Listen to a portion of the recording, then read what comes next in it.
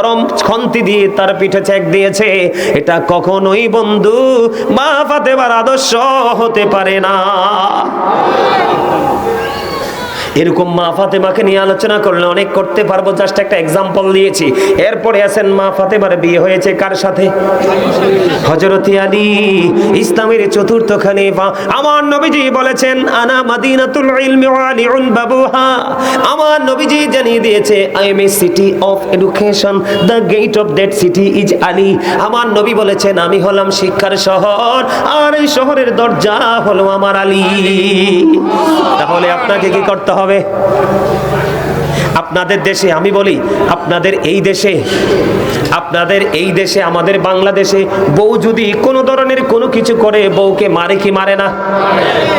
বন্ধু, আলীর জীবন থেকে তুমি যদি আলীকে ভালোবাসো, তাহলে আলীর জীবন থেকে শিক্ষা নাও, তুমি কোনোদিন তোমার বিবির গায়ে হাত দিও না।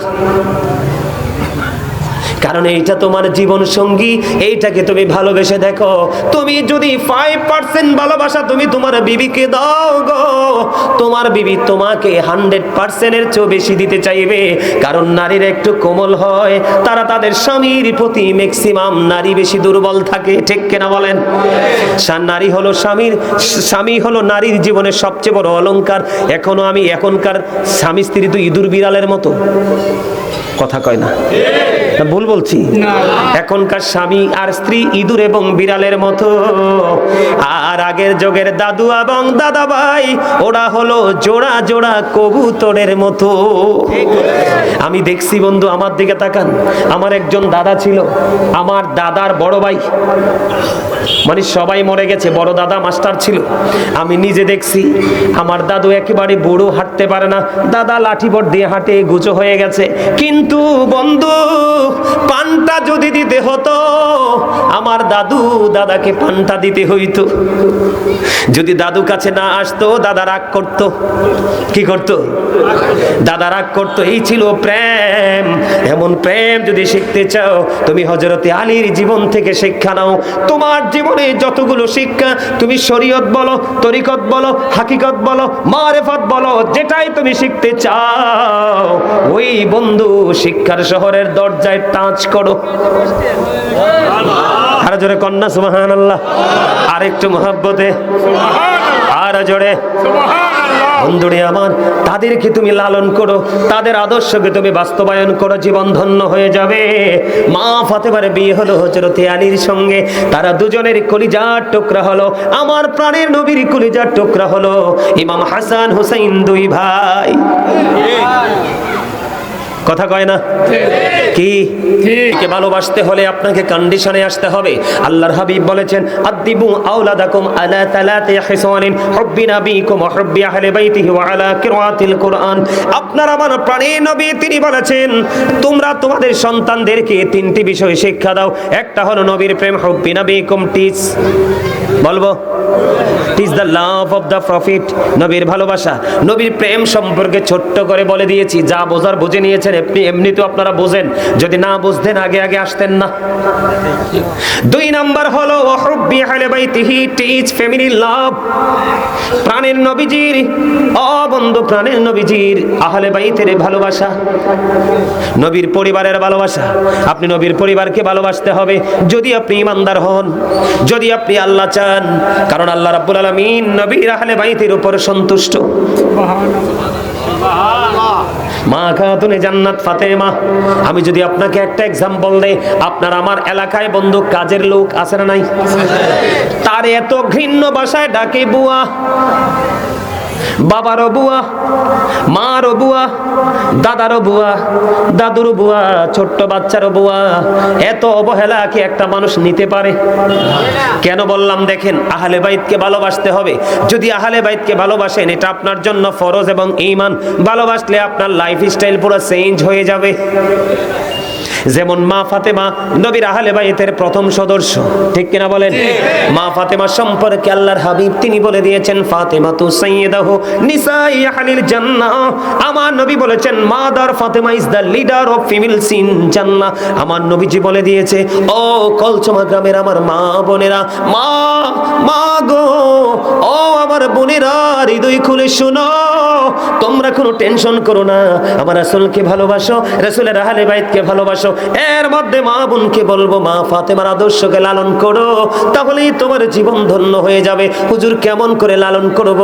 আমার নবীজি বলেছেন মা খাতুনে জান্নাত ফাতেমা পৃথিবীর সকল মুমিনাদের জান্নাতের লিডারিনী, সরদারিনী। জোরে জোরে সুবহানাল্লাহ। বলছে কে? আমার নবী। এটা হাদিস শরীফ।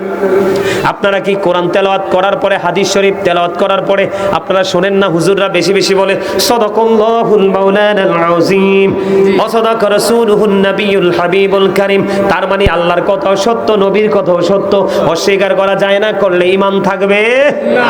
আমার কথা বোঝেন। একটা আদর্শ আমি আপনাকে বলি, মা ফাতেমা এমন একজন নারী ছিলেন, তিনি কাজ করার সময় জিকির করতেন, সব সময় ওনার কলবের মধ্যে জিকির থাকতো। বাস্তব জীবন থেকে যদি বলি, একটু টাকার মালিক হইলে কাজের বুয়া খোঁজে। আমার নবীজির কাছে একদিন মা ফাতেমা কাজের দাসীর জন্য গেলেন, বাদীর জন্য গেলেন। আমার নবীজি বললেন মা গো, না না, আপনার দাসী বাদীর প্রয়োজন নেই। কেন গো বাবা? কারণ আপনি আপনার ফ্যামিলির কাজ যখন করবেন, এটার সওয়াবও আপনি পেয়ে যাবেন। আমি মা ফাতেমার আদর্শ থেকে আপনাকে বন্ধু শিক্ষা দেই।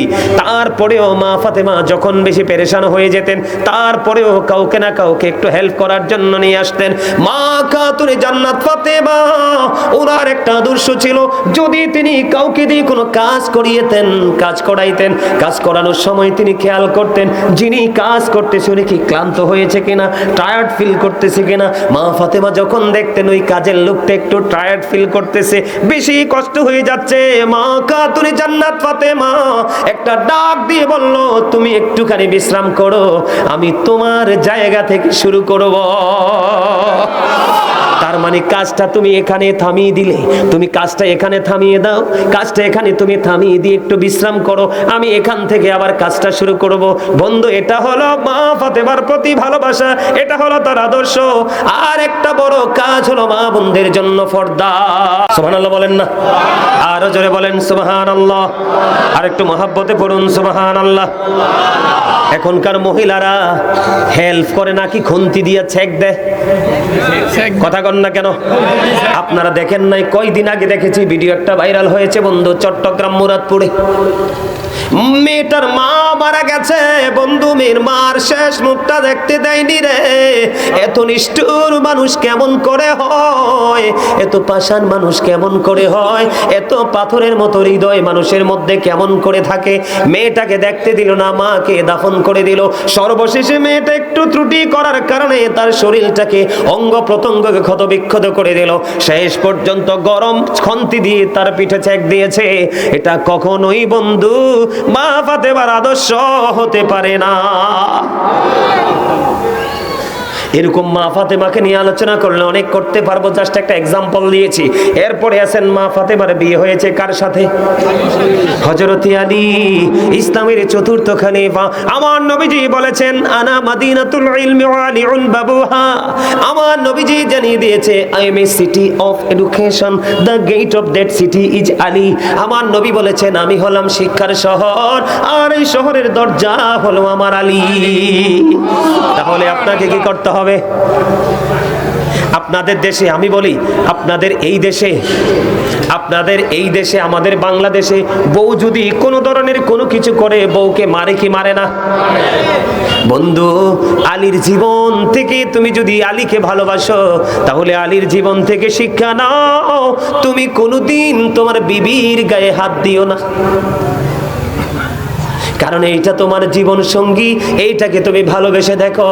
তুমি যদি 5% ভালোবাসা তুমি তোমার বিবিকে দাও গো, তোমার বিবি তোমাকে 100%-এর চেয়ে বেশি দিতে চাইবে। কারণ নারীরা একটু কোমল হয়, তারা তাদের স্বামীর প্রতি ম্যাক্সিমাম নারী বেশি দুর্বল থাকে, ঠিক কিনা বলেন? নারী হলো স্বামী হলো নারীর জীবনের সবচেয়ে বড় অলংকার। এখনকার স্বামী স্ত্রী তো ইঁদুর বিড়ালের মতো, কথা কয় না, ভুল বলছি? এখনকার স্বামী আর স্ত্রী ইঁদুর এবং বিড়ালের মতো। আর আগের যুগের দাদু এবং দাদা ভাই ওরা হলো জোড়া জোড়া কবুতরের মতো। আমি দেখছি বন্ধু, আমার দিকে তাকান, আমার একজন দাদা ছিল, আমার দাদার বড় ভাই, মানে সবাই মরে গেছে, বড় দাদা মাস্টার ছিল। আমি নিজে দেখছি আমার দাদু একেবারে বুড়ো, হাঁটতে পারে না, দাদা লাঠি বট দিয়ে হাঁটে, গুজো হয়ে গেছে। কিন্তু বন্ধু, পানটা যদি দিতে হতো, আমার দাদাকে পানটা দিতে হইতো। যদি দাদু কাছে না আসতো, দাদা রাগ করতো। কি করতো? দাদা রাগ করতো। এই ছিল প্রেম। এমন প্রেম যদি শিখতে চাও, তুমি হযরতে আলীর জীবন থেকে শিক্ষা নাও। তোমার জীবনে যতগুলো শিক্ষা, তুমি শরীয়ত বলো, তরিকত বলো, হাকিকত বলো, মারেফত বলো, যেটাই তুমি শিখতে চাও, ওই বন্ধু শিক্ষার শহরের দরজায় টাচ করো। আর জোরে কন্যা সুবহানাল্লাহ, আর একটু মহব্বতে, আর জোরে বন্ধুরে আমার। তাদেরকে তুমি লালন করো, তাদের আদর্শকে তুমি বাস্তবায়ন করো, জীবন ধন্য হয়ে যাবে। মা ফাতেমার বিয়ে হলো হযরতে আলীর সঙ্গে, তারা দুজনের কলিজার টুকরা হলো, আমার প্রাণের নবীর কলিজার টুকরা হলো ইমাম হাসান হুসাইন, দুই ভাই। কথা কয় না? কি দুই ভাই আপনারা জানেননি? আল্লাহর হাবিব সরকারে মদিনা তিনি বলে দিয়েছেন, আল হাসান ওয়াল হুসাইন সাইয়্যিদ শাবাবি আহলিল জান্নাহ। আমার রাসূল জানিয়ে দিয়েছেন, Imam Hasan and Husain are the leader of younger people in Jannah. আমার নবী বলে দিয়েছেন, রে কলচমা গ্রামের যুবক, ও যুবক বন্ধু, সবাইকে বলি শোনো হৃদয় খুলিয়া বন্ধু। আমার নবীজি জানিয়ে দিয়েছেন, এই পৃথিবীর মুমিন যুবক যারা আছো, তোমরা কোনো টেনশন করো না, আমার নবী তো অনেক উপরের ব্যাপার, আমার নবী পর্যন্ত তোমার যাওয়া লাগবে না, তোমার লিডার হয়ে যাবে ইমাম হাসান হুসাইন, দুই ভাই। ইমাম হাসান হুসাইন দুই ভাই ভালো না খারাপ? ভালো, এত বেশি ভালো। অপূর্ব নিয়ামত একজন মুমিনের জীবনে। আমি আপনাদেরকে একটু এক্সাম্পল দেব বন্ধু, আল্লাহ তাদেরকে কত ভালোবাসে আর তারা কত সফট। আমি দুটো এক্সাম্পল দিয়ে আমি এখান থেকে বের হব, তারপরে আমি কোরআনে যাব বন্ধু। ওমা, টাইম তো অনেক হয়ে গেছে, 1.5 ঘন্টা হয়ে গেছে। আজকে আরো চালামু? হ্যাঁ, আরেকটু করবো, আরেকটু শেষ করি ওয়াজটা। আমরা রাগ হইতেন না তোকে? আরো জোরে বলেন, রাগ হইবেন? আরো জোরে। তো রাগ যদি না হন তাহলে একটু গজল গাই, শুনবেন? আমার লেখা গজল শুনবেন? নবীজি কেমন করে বলু তোমায় দেখি, নবীজি কেমন করে বলো তোমায় দেখি, আছো তুমি ওই মদিনায়, আছো তুমি ওই মদিনায়, সঙ্গে নিয়ে দুই প্রেমিক সাথী, কেমন করে বলো তোমায় দেখি।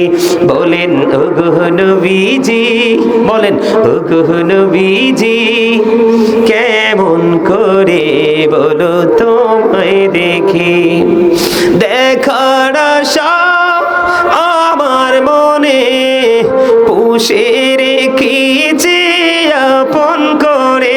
বলেন দেখার আশা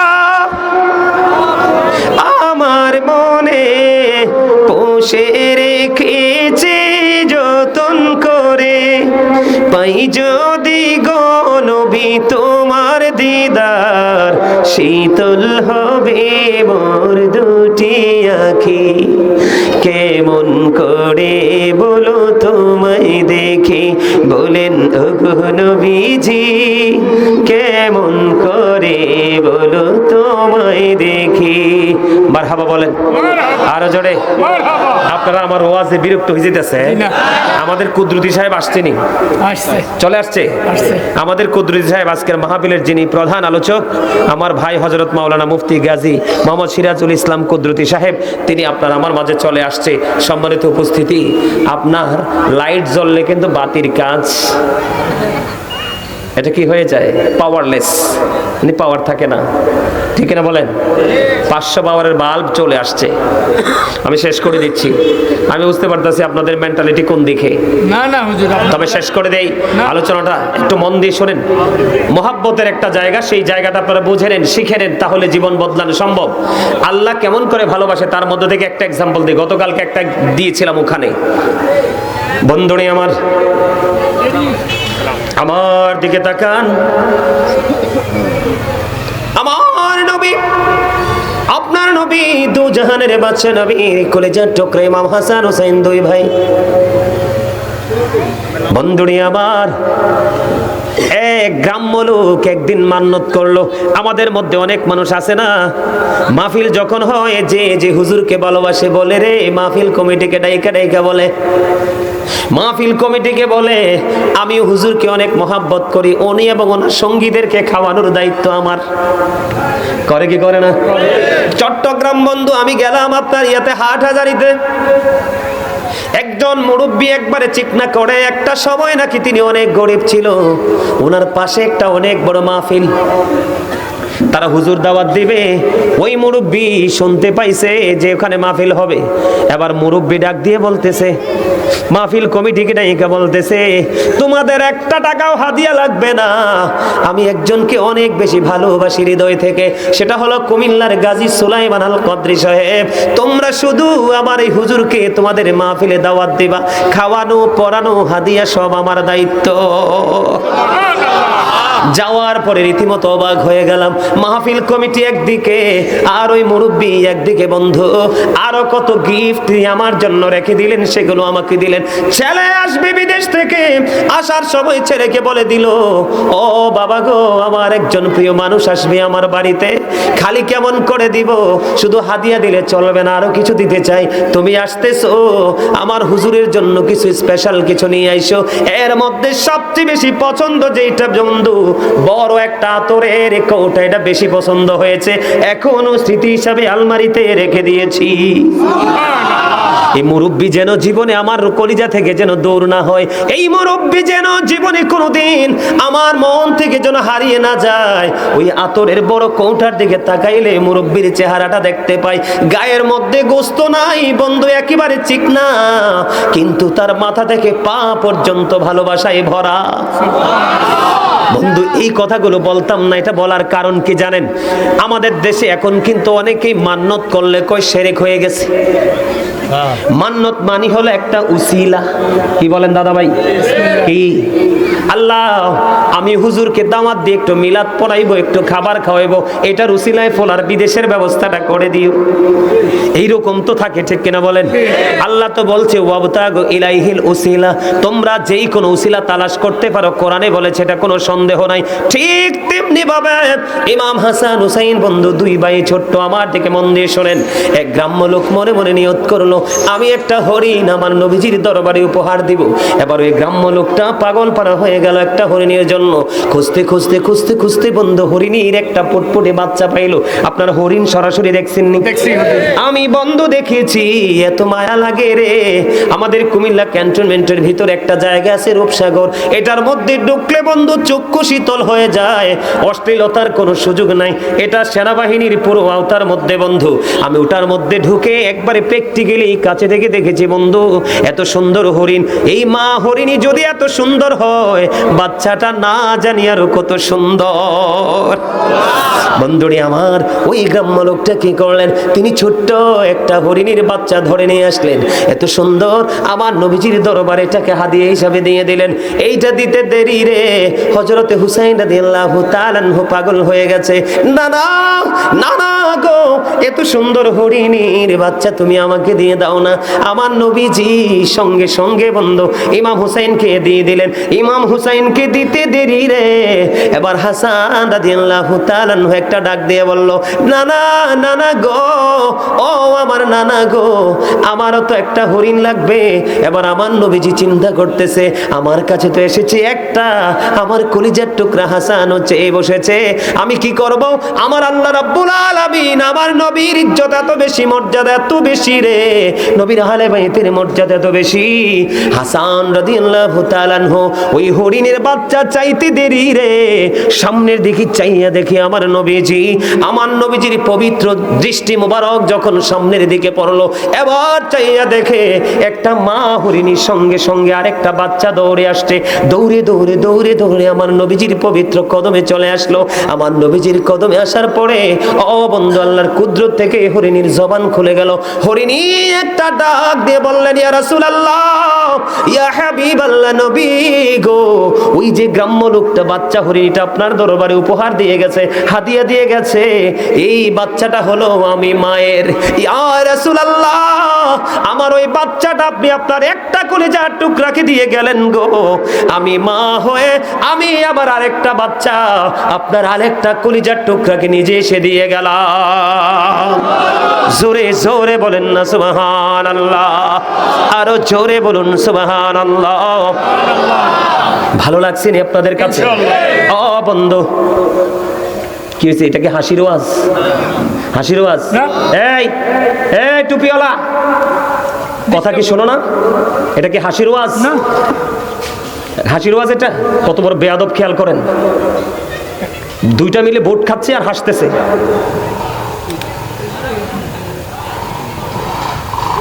স্বর্ণকার কামার কখনো স্বর্ণকারের কদর বোঝে না, মনে রাখবেন। আপনি যদি মাছ বাজারে গিয়ে সবজি খুঁজেন, আপনার মতো বোকার কেউ নাই।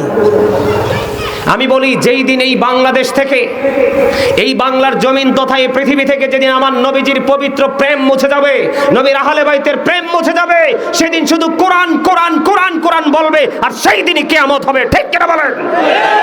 আপনি কি মনে করেছেন এখন দেখবেন আমাদের দেশে অনেক মৌলবী আছে, কোরআনের ওয়াজ, কোরআনের মাহফিল, হাদিস কোথায় গেছে? হাদিস কোথায় গিয়েছে? হাদিস শরীফের মধ্যে এসেছে আমার নবী হেলানরত অবস্থায় ছিলেন। মনে রাখবেন, এগুলো শিখে রাখেন। আমার নবীজি হেলানরত অবস্থায় ছিলেন। আমার নবী হেলান থেকে সোজা হয়ে গেলেন, বসে গেলেন। আমার নবীজি বলতেছে, আমি আমার উম্মতগুলোকে যেন কোনোদিন এমন অবস্থায় না পাই যে আল্লাহর কোরআনে আছে যা তাই মানবো, আল্লাহর রাসূলের হাদিস মানবো না। আমি এমন অবস্থায় যেন কোনোদিন আমি আমার উম্মতকে না পাই। এখন কিন্তু আমাদের দেশে কোরআনওয়ালা বেরিয়ে গেছে, মনে হয় যে তা কোরআনটা শুধু তাদেরই, আমরা না। আছে না নাই? আরে আরো জোরে বলেন, আছে না নাই? যার মুখে শুধু কোরআনের কথা শুনবেন, হাদিস নাই, মনে করবেন এখানেই ঝামেলা। যেখানে শুধু আল্লাহর কথা আছে, নবী নাই। আপন নূর হইতে খোদা হাবিবে নূর করলেন যোদা, জোশ মারিল এশকের দরিয়ায় রে, সময় যায় পড়ো দুরূদ নবী মুস্তাফায়, পড়ো দুরূদ নবী মুস্তাফায় রে, সময় যায় পড়ো দুরূদ নবী মুস্তাফায়।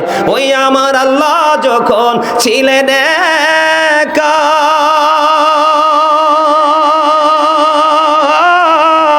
নাহি ছিল কোন সখায়, আপন নূর হইতে খোদা হাবিবে নূর করলেন যোদা, জোশ মারিল এশকের দরিয়ায় রে, সময় যায় পড়ো দুরূদ নবী মুস্তাফায়। জোরে জোরে বলেন না মারহাবা। আদমের দেহে যখন রুহু দিয়েছে, রুহুটা বের হয়ে আসছে। আল্লাহকে ব্যাপার কি? আল্লাহ ভিতরটা অন্ধকার থাকতে পারবো না। জিব্রাইল ফেরেশতাকে ডাক দিয়ে বলে, আমার হাবিবের নূর এসে আদমের বডিতে লাগাই দাও। লাগাই দিতে দেরি, রুহের জগৎ আলোকিত হইতে দেরি নাই। দ্বিতীয়বার দেওয়ার পরে রুহু আর বের হয় নাই। সুবহানাল্লাহ বলেন। আদম হাওয়ার যখন বিয়ে হয় এখন 5 লাখ 10 লাখ বাড়ি ভিটা আপনার কাবিন দেওয়া হয়, সেই সময় কাবিন হয়েছিল মাত্র নবীর প্রেমের দরুদ 10 বার। কি মনে করেছেন এটাকে যেমন তেমন নবী? হ্যাঁ, মূসার মতো নবী আল্লাহর কাছে দাওয়াত চাইছে, আল্লাহ কবুল করে নাই। আর আপনার আমার নবী দাওয়াত দেওয়া লাগে না, আল্লাহ নিজেই দাওয়াত দিয়ে নিয়েছেন। আল্লাহকে আমি আমার হাবিবকে নিদর্শন দেখানোর জন্য চোখ কিছু বরকতময় করে দিয়েছি। সুবহানাল্লাহ বলেন না? আল্লাহ রাব্বুল আলামিনের প্রেম হলো বন্ধু ইমাম হাসান হুসাইনের প্রতি। আমার দিকে তাকান, এরা নবীকে ভালোবাসে না, নবীজির কলিজার টুকরাকে ভালোবাসার প্রশ্নই আসে না। কথা কন না কেন? নবী চিনলে না নবীর মর্যাদা বুঝতো। বড় পীর আব্দুল কাদের জিলানীকে যে বুঝেছে তার কাছে তার আওলাদ দামি হয়েছে। যে বড় পীর আব্দুল কাদের জিলানীকে চিনে না সে তার কলিজার টুকরা আওলাদকে চেনার কোনো প্রশ্নই আসে না। কথা বলেন না কেন? আল্লাহর ওলিদের কারামত তারা বিশ্বাস করে না, আছে না নাই? বন্ধুরে আমার, আমার দিকে তাকান। এবার আল্লাহ রাব্বুল আলামিনের ভালোবাসা ইমাম হাসান হুসাইনের প্রতি হরিনাইছে একটা অটো বাজেট করে দিল না আমার আল্লাহ। একটা তাদেরকে ভালোবাসে এই কারণে, কারণ তারা দ্বীনের জন্য আল্লাহর হুকুমকে প্রতিষ্ঠিত করার জন্য তারা জীবনকে হাসি মুখে কুরবানি করে দিবে রে। এই কারণে তাদের মর্যাদা আমার আল্লাহ অনেক বেশি বাড়িয়ে দিয়েছে, আর তাদেরকে আমাদেরকে মডেল হিসাবে মানতে বলা হয়েছে। পবিত্র কালামে হাকিমের মধ্যে আল্লাহ বলেছেন, আমি তোমাদের কাছে দ্বীনের দাওয়াত দিয়েছি, রিসালাতের দাওয়াত দিয়েছি, সত্য সন্ধান তোমাদেরকে দিয়েছি। এর বিনিময় আমি তোমাদের কাছে কিছু চাই না, চাই শুধু আমার আহলে বাইতের ভালোবাসা। জোরে জোরে বলেন না সুবহানাল্লাহ, আরো জোরে বলেন না সুবহানাল্লাহ। বন্ধুরে আমার, ইমাম হাসান হুসাইন কত সফট ছিলেন, এই জন্য তাদেরকে ভালোবাসতে বলছি। তাদের গুণের কোনো শেষ নেই, তাদের আদর্শের কোনো শেষ নেই। একটা আদর্শ বন্ধু, এখন আমাদের সামনে যদি কোনো মুরব্বী ভুল করে আমরা কি বলি, দেখো চুল পেকে গেছে, এখনো সে দোষ করে, এরকম না? নেগেটিভ সেন্সে আমরা কথা বলি। কিন্তু ইমাম হাসান হুসাইন দুই ভাই একদিন বন্ধু সফরে বের হলো। আমি প্রায় আজে বলি এটা শিক্ষার জন্য, যারা বুঝে এখান থেকে বুঝে নেবে। তারা যখন বের হলো হঠাৎ করে দেখতে পাইলেন একেবারে দাড়ি পাকা মুরব্বী একজন দাদু অজু বানায়। কি বানায়? অজু বানায়। ইমাম হাসান হুসাইন দুই ভাই তাকায়া দেখলেন ও একজন আরেকজনকে বলছে, ভাইজান তুমি নজর দিয়ে চাইয়া দেখো গো, ওই যে বড় দাদু অজু করে, অজু বানায়, তার অজু তো হয় না, এখন কি করা যায়?